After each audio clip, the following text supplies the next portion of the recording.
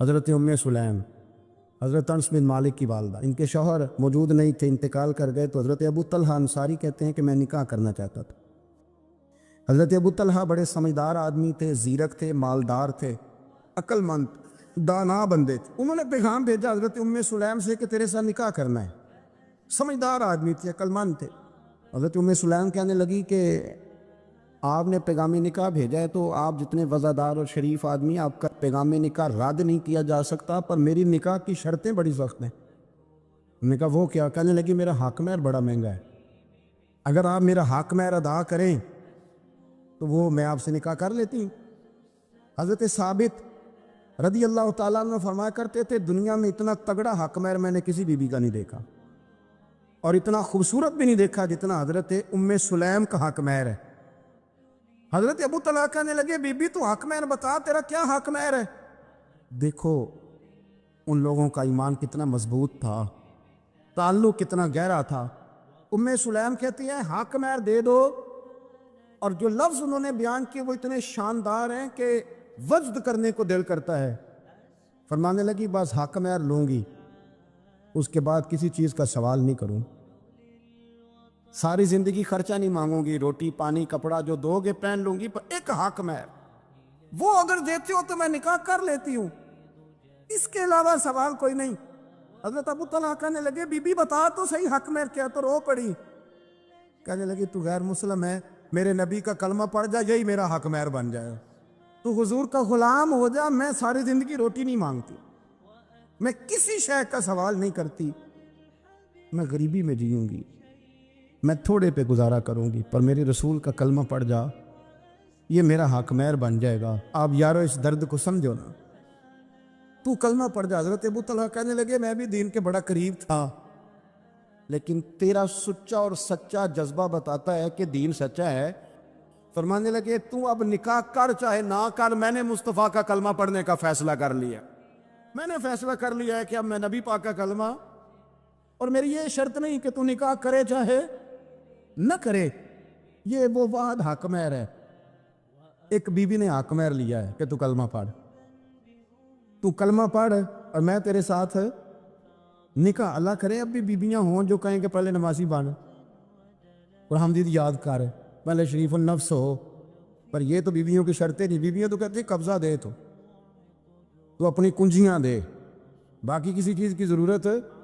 عورتوں کا بڑا تابناک اور خوبصورت کردار رہا ہے دین کے لیے ہمیشہ، بلکہ جتنے لوگ دین کے لیے تیار ہوئے، عالم ہوں، مجاہد ہوں، غازی ہوں، استاد ہوں، حافظ ہوں، ان سب کو تیار کرنے والی مائیں ہیں، اور وہ پوری جد و جہد کے ساتھ بھیجتی، تیار کرتی، محنت کرتی۔ انہوں نے ان کی تیاری میں بھی اور آبیاری میں بھی خوب کردار ادا کیا۔ اب یہ کہ مزید آنے والی نسل میں جو ہماری بیٹیاں ہیں، ان کو ہماری جو اسلاف میں خواتین گزری ہیں، ایک تو ان کے کردار سے ہمیں آگاہ کرانا چاہیے، تاکہ بچیاں بجائے آج کی کسی جدید عورت سے جڑنے کی بجائے وہ سیدہ عائشہ صدیقہ سے جڑیں، وہ سیدہ پاک سیدہ فاطمہ الزہرا سے جڑیں، وہ جو کنیزیں ہیں حضور صلی اللہ علیہ وسلم کے دین کی، حضرت سلیم کے ساتھ جڑیں، حضرت شریک کے ساتھ جڑیں، حضرت عمارہ کے ساتھ جڑیں، انہوں نے جڑنا ہو تو حضرت سلمہ کے ساتھ جڑیں، وہ ان سب خواتین کے ساتھ ان کا تعلق مضبوط ہو۔ اور دوسرا یہ بھی ایک بات یاد رکھیں کہ 40 50 60 عورتیں کسی جگہ نکل کے کوئی دھما چوکڑی کرتی ہیں تو وہ 22 کروڑ کے ملک میں رہنے والی ہماری پاک ماؤں کی نمائندہ کبھی بھی نہیں ہو سکتی۔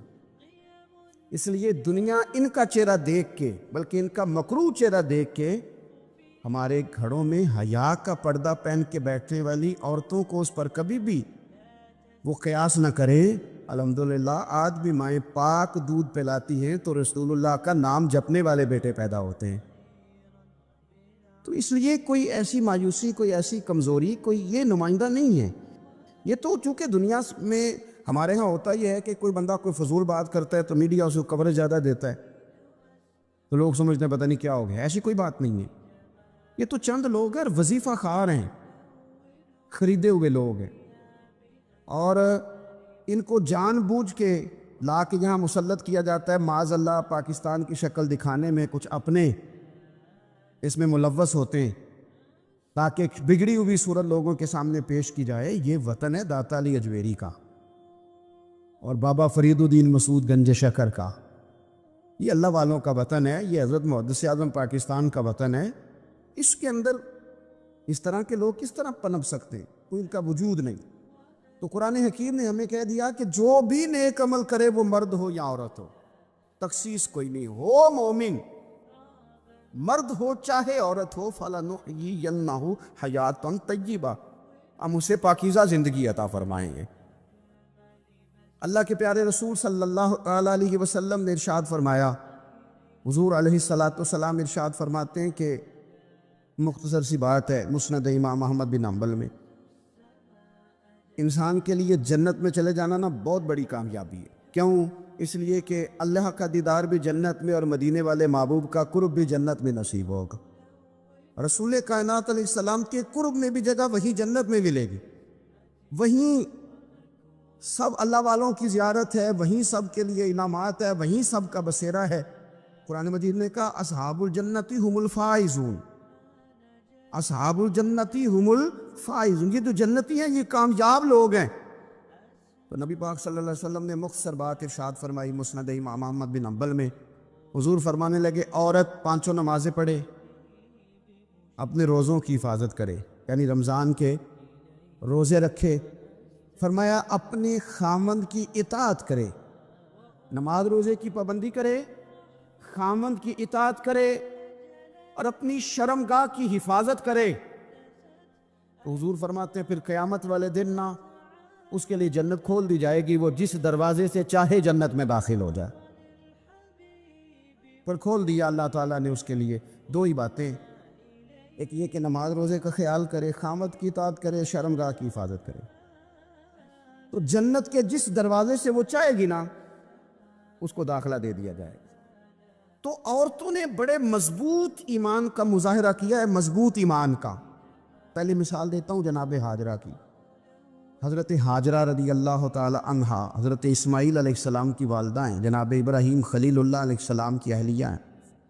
میں نے پہلے بھی ایک دفعہ کہا تھا، پھر کہتا ہوں کہ آج کل نا کاکروچ دیکھ کے، چھپکلی دیکھ کے چیخ مارنا یہ خوف نہیں، یہ فیشن ہے۔ اسے پتہ چلتا ہے کہ یہ برگر فیملی ہے، اسے پتہ چلتا ہے یہ امیر لوگ ہیں۔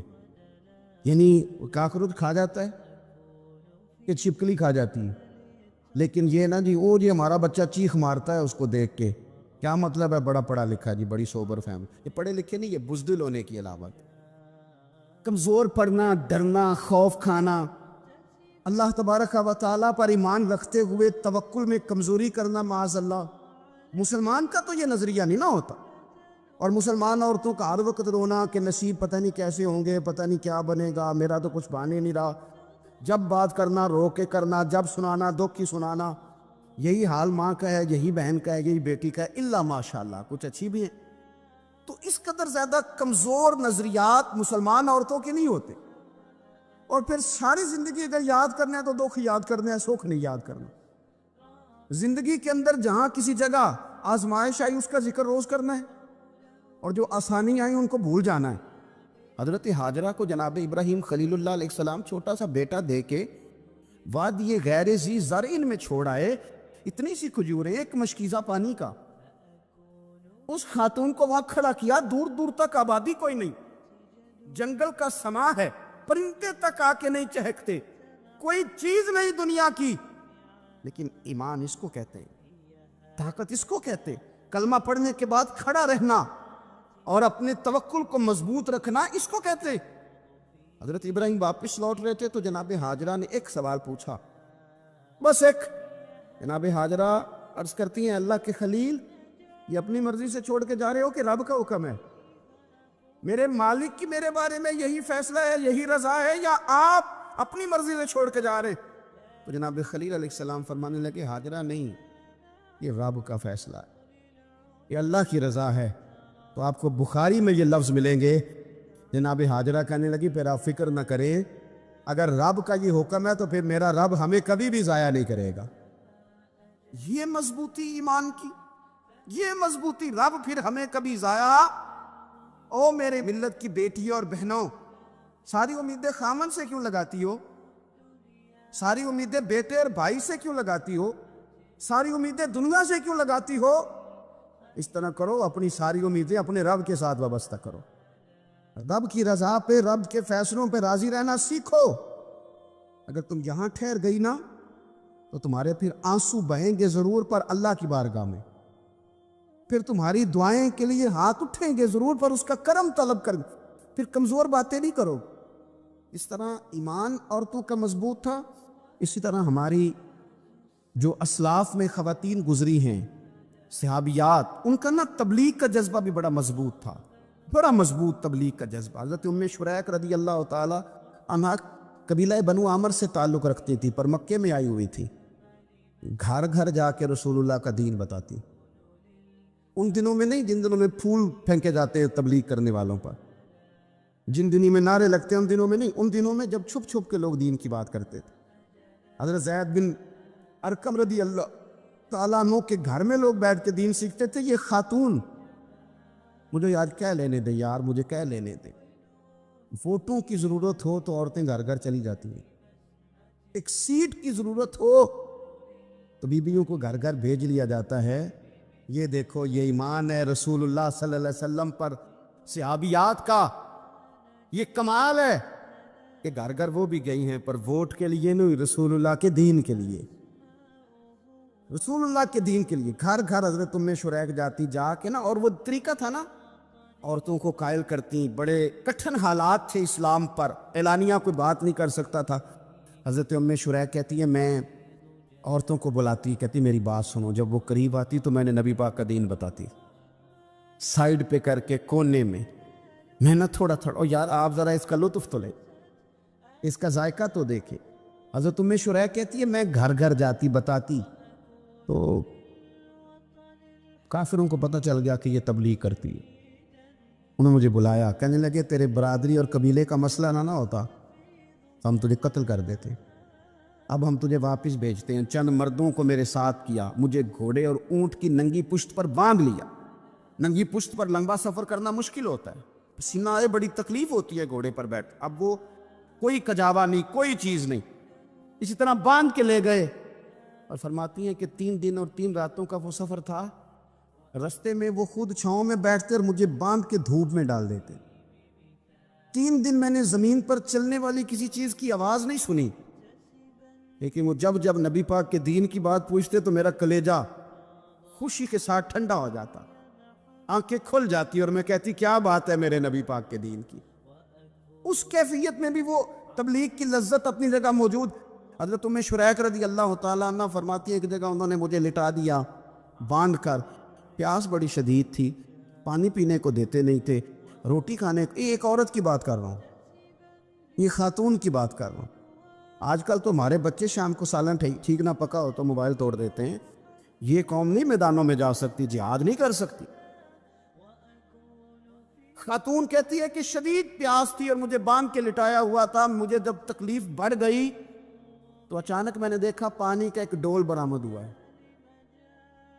میں نے اسے تھوڑا سا پی لیا، پر طلب ابھی باقی تھی، وہ پھر آ گیا برتن، میں نے پھر پیا، طلب ابھی باقی تھی، پھر برتن آ گیا۔ امام ابو نعیم نے اس کو لکھا ہے ہلیۃ الاولیاء میں، فرماتے ہیں تیسری دفعہ وہ پھر بڑا ہوا ڈول پورے کا پورا آ گیا، اب میں نے پیا بھی، اپنے کپڑوں پہ بھی چھڑکا۔ جب وہ سارے بیدار ہوئے تو مجھے آگے کہنے لگے کہ تو نے ہمارا پانی استعمال کیا ہے؟ فرماتی ہے پر انہوں نے اپنے برتن دیکھے، مشکیزیں دیکھے تو بھرے ہوئے تھے، میرے قریب آ کے کہنے لگے یہ پانی کہاں سے آیا؟ تو میں نے کہا تم ابھی میرا عقیدہ نہیں سمجھے، یہ میرے رب نے مجھے دیا ہے، میرے رب نے مجھے دیا۔ فرماتی مجھے باندھ کے لے جا رہے تھے، پر جب میری بات سنی نا تو بول کے کہنے لگے ہمیں سمجھ آ گئی ہے، تیرا دین ہمارے دین سے بہتر ہے، تیرا عقیدہ ہمارے عقیدے سے بہتر ہے۔ اور ایک روایت میں یوں بھی ہے کہ وہ باندھ کے لے جا رہے تھے، پر یہ کمال دیکھا تو کلمہ پڑھ کے مدینے والے کے غلام بن گئے۔ صحابیات نے نا بڑا جم کے دین کا کام کیا، عقیدہ، پھر تبلیغ، پھر میدان جہاد۔ عورتیں جہاد میں جایا کرتی تھی، وہ زخمیوں کو پانی پلاتی تھی، مرہم پٹی کرتی تھی، پہلے اپنے جسم کے ساتھ بڑی بڑی پٹیاں لپیٹ کے لے جاتی، جہاں کسی زخمی کو ضرورت ہوتی وہ پٹیاں کرتی، اور اعصابی طور پر مضبوط رہ کے میدان کے اندر جہاد وہ بندہ کرتا ہے جو یقین کامل کی دولت جسے نصیب ہو، جسے پتہ ہو کہ یہ میں مروں گا تو میرا مرنا رائے گا نہیں، اللہ مجھے شہادت کا درجہ عطا فرمائے گا۔ لیکن اگر یہیں سے بندہ اپنے آپ کو مطمئن نہ کر سکے تو میدان میں جائے گا؟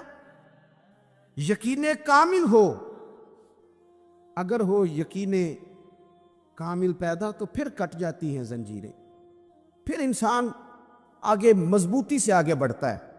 نبی پاک صلی اللہ علیہ وسلم جب جہاد کے لیے تشریف لے جاتے نا تو عورتوں پر کسی نہ کسی شخص کو نمائندہ بنا کے چھوڑ کے جاتے تھے۔ ایک دفعہ مولا علی شیر خدا کو بھی چھوڑ کے گئے، حضرت عبداللہ ابن مختوم رضی اللہ تعالیٰ عنہ کو بھی ایک دفعہ چھوڑ کے گئے۔ ایک موقع پر نا حضور نے عورتوں کو ایک جگہ پہ چھوڑا پیچھے، تو وہ قلعہ تھا حضرت حسان بن ثابت رضی اللہ تعالیٰ عنہ، بڑا مضبوط قلعہ تھا۔ اس قلعے کے اندر خواتین ساری محفوظ کر کے ان کو وہاں بٹھا دیا گیا، حضور جہاد کے لیے چلے گئے۔ اب وہاں قلعے میں عورتوں کو اس لیے رکھا گیا تھا کہ یہاں یہودی بھی ہیں، تو ایسا نہ ہو کہ ہم باہر لڑیں تو وہ اندر سے کوئی شرارت کر دیں، لہٰذا عورتیں محفوظ رہیں۔ حضرت حسان بن ثابت رضی اللہ تعالیٰ عنہ کی ڈیوٹی تھی تلوار لے کے حفاظت کرنے کی، تو ایک یہودی آ گیا، وہ اب ٹو کرنے لگا، تجسس کرنے لگا کہ یہاں عورتیں ہیں تو کوئی مرد بھی ہے کہ نہیں، دائیں بائیں دیکھنے لگا۔ حضرت صفیہ رضی اللہ تعالیٰ عنہ نے توجہ کی، اور جناب حسان بن ثابت سے کہنے لے ایک منٹ لگا اس کی گردن مار دے، ایسا نہ ہو کہ یہ جا کے بتا دے، گردن اڑا دے۔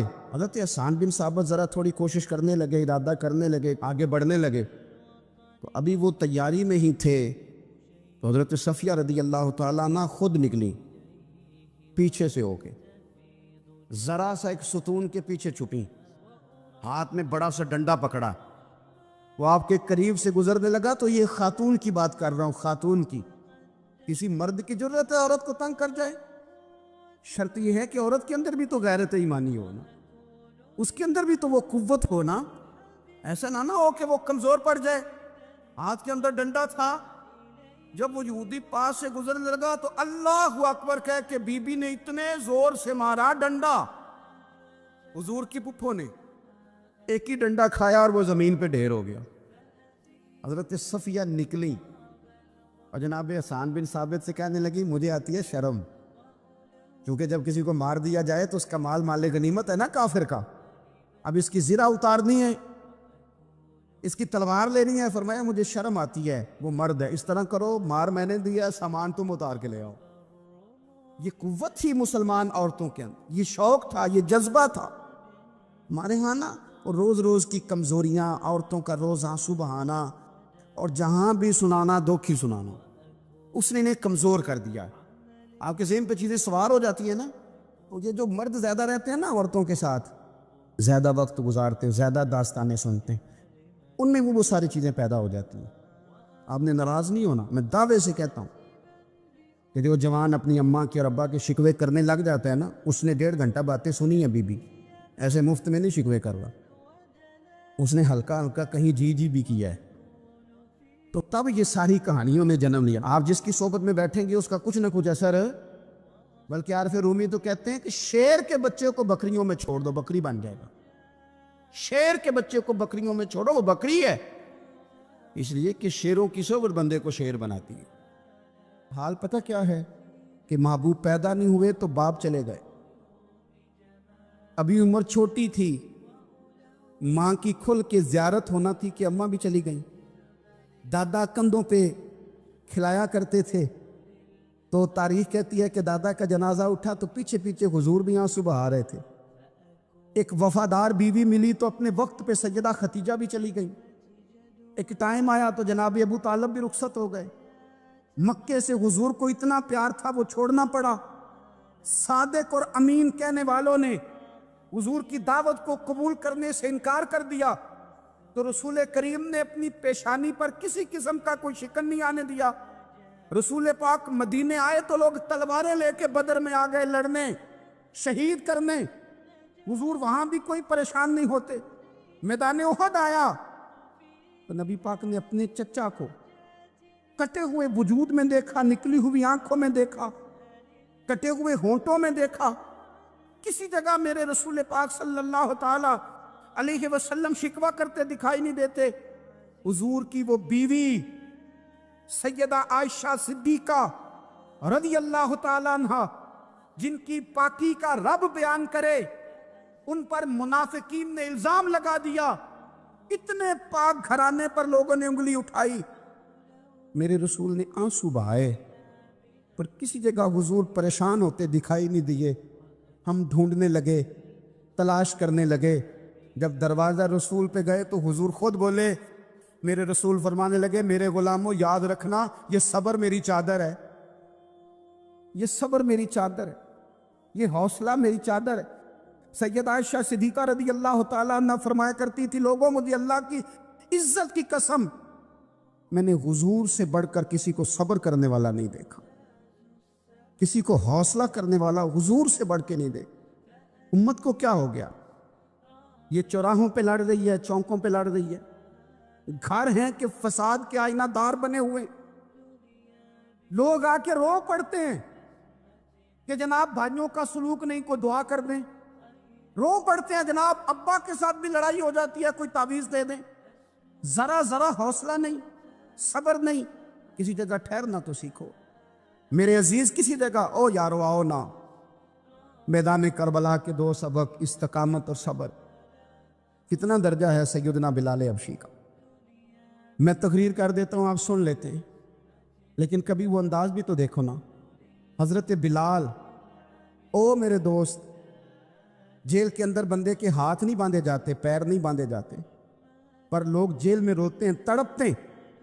سیدنا بلال کہتے ہیں میں کلمہ پڑھتا تھا، رات امیہ مجھے باندھ کے رکھتا تھا، اور سویرے جب پتھر اچھی طرح تپ جاتے تھے نا تو لا کے باہر مجھے پتھروں پہ لٹا دیتا تھا، اور میرے وجود پر بھاری بھرکم پتھر رکھ دیتا تھا.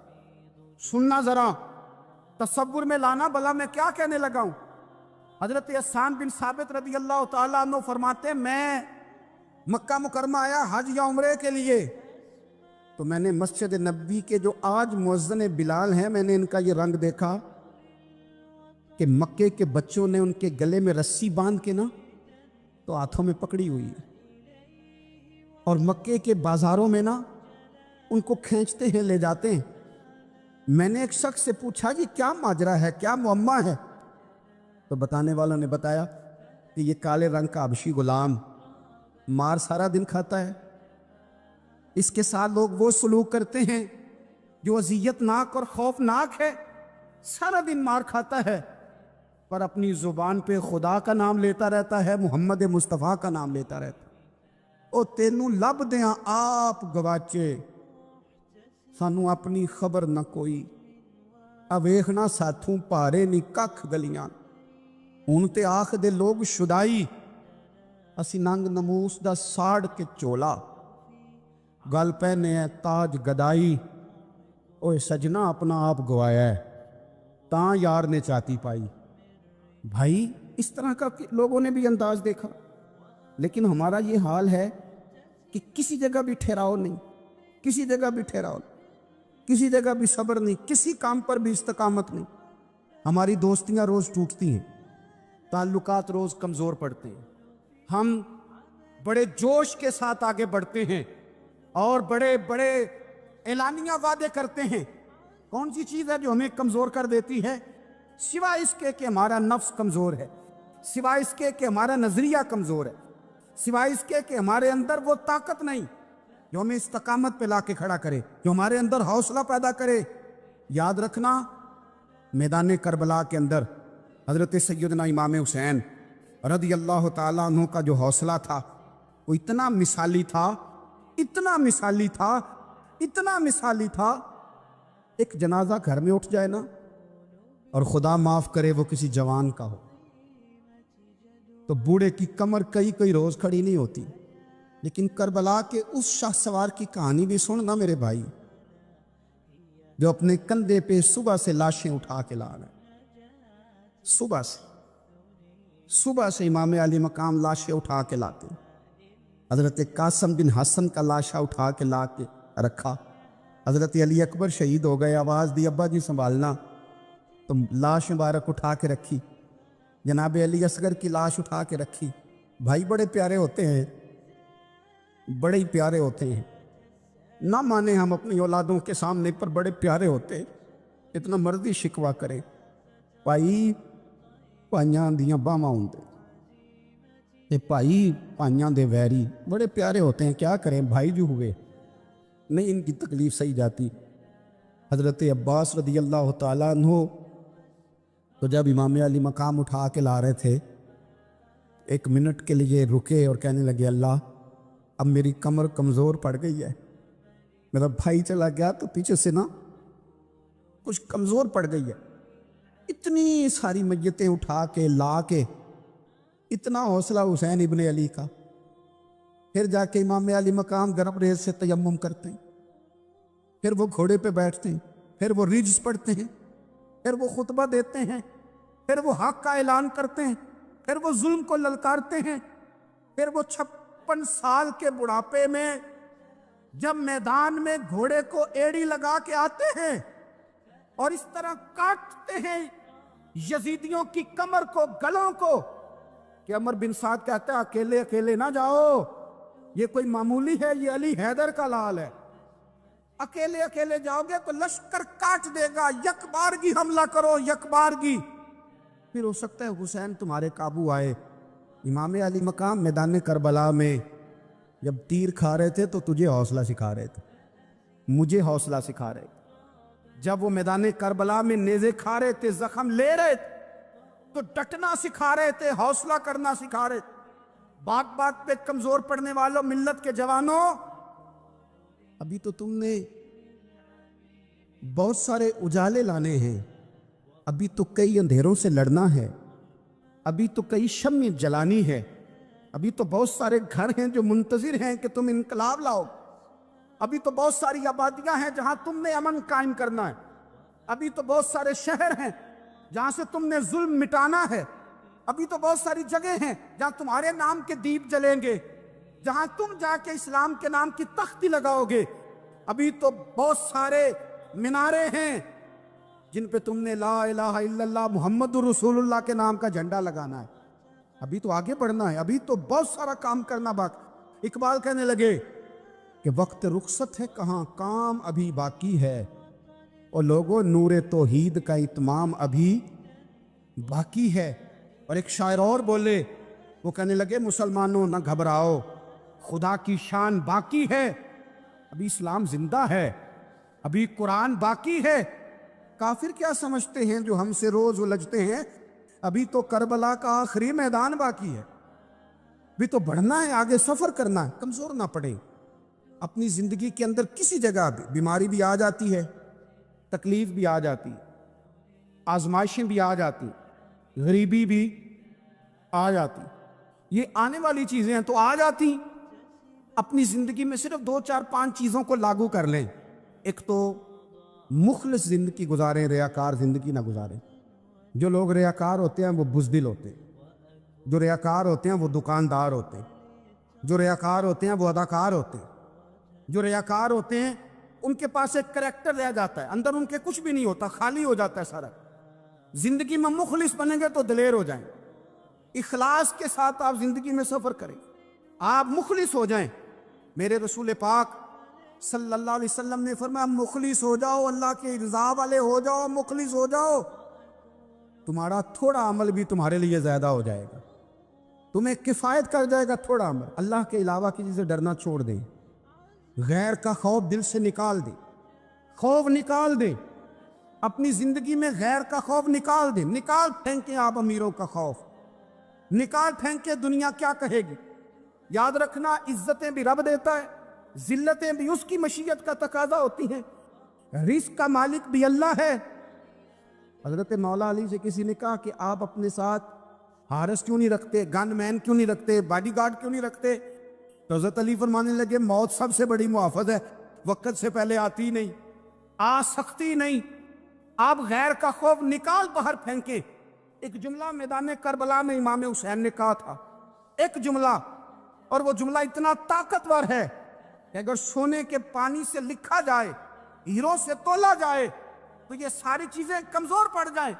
امام علی مقام میدان کربلا میں جب گھوڑے پہ سوار ہوئے، اللہ اکبر کہہ کے میدان میں آئے، اور آپ نے یزیدیوں سے کہا کہ تم ظالم ہو، جابر ہو، فاسق ہو، اطاعت تمہاری نہیں قبول کی جائے گی، اب بتاؤ لڑنا ہے کہ کیا کرنا ہے۔ جب وہ لڑنے کے لیے میدان میں آئے تو امام نے ایک جملہ کہا، فرمانے لگے لوگوں گواہ رہنا، آج میں نے عزتیں خرید لی ہیں اور ذلتیں دور کر دی ہیں۔ عزت ہے ہمارے پاس، عزت، ذلت دور ہو گئی۔ اگر اس کے ظلم سے چھپ کے بیٹھ جاتے، اگر ان تلواروں کے سامنے کمزور پڑ جاتے، اگر اس بڑے لشکر کو پیٹھ دکھا دیتے تو یہ عزت والا معاملہ، لوگوں ہم نے عزتوں کا سودا کیا، ہم نے ذلتیں بھگا دی، ہم نے وہی سودا کیا جو ہمارے اجداد کا طریقہ تھا، جو ہمارے اسلاف کا طریقہ تھا، جو طریقہ ہم نے علی المرتضیٰ سے سیکھا تھا اور نبی مصطفیٰ سے سیکھا تھا، وہ طریقہ ہم نے کر دکھایا۔ اللہ کے غیر کا خوف نکال پھینکے زندگی۔ اور تیسری بات، ہدف مقرر کریں۔ ہدف مقرر کریں، آپ کیا ہیں؟ آپ دین کے دائی ہیں، آپ دین کے مبلغ ہیں، آپ دین کو مالی سپورٹ کرنے والے ہیں، آپ اخلاقی سپورٹ کرنے والے ہیں، آپ ایک تاجر ہیں، آپ کس طرح کر کے میدان میں ہیں؟ آپ ایک ویلفیئر شخصیت ہیں، لوگوں کا بھلا کرنے والے، آپ کیا ہیں؟ اپنی زندگی میں اپنے اہداف مقرر کریں، بے معنی بے مقصد زندگی نہ۔ ہم نے ہدف بڑا چھوٹا مقرر کیا۔ ایک بندے کا ہدف ہے کہ میں نے کروڑ پتی بننا ہے، بن گیا وہ کروڑ پتی، اب کیا کرے؟ اب وہ ٹینشن میں ہے، کیا کروں؟ ہدف چھوٹا تھا نا، وہ پورا ہو گیا۔ ایک بندے کا ہدف تھا میں نے بڑی دکان خریدنی ہے، خرید لی، اب کیا کرے؟ اب ٹینشن میں ہے، آگے کدھر جائے؟ ایک بندے کا ہدف تھا میں نے وزیر بننا ہے، بن گیا۔ یہ چھوٹا ہدف ہے، یہ ہدف کبھی بھی آپ قبول نہ کریں۔ ایک ہدف وہ تھا جو یزید نے اختیار کیا کہ مجھے حکومت پہ بیٹھنا ہے۔ ایک ہدف وہ تھا جو عبید اللہ ابن زیاد کا تھا کہ مجھے گورنر بننا ہے۔ ایک ہدف وہ تھا جو عمر بن سعد کا تھا کہ مجھے رے کی حکومت لینی ہے۔ یہ ان لوگوں کے ہدف تھے۔ اور ایک ہدف حسین ابن علی کا تھا، امام علی مقام کا تھا کہ مجھے جبر کے سامنے ڈٹنا ہے، ظلم کے سامنے ڈٹنا ہے۔ امام علی مقام کا خون تو بہہ گیا، کربلا کی زمین تو رنگین ہو گئی، نہ عبید اللہ ابن زیاد کی گورنری بچی، نہ شمر کو حکومت ملی، نہ یزید کچھ کما سکا، نہ زیاد کا وہ ظلم رہا، نہ یزید کی وہ جفا رہی۔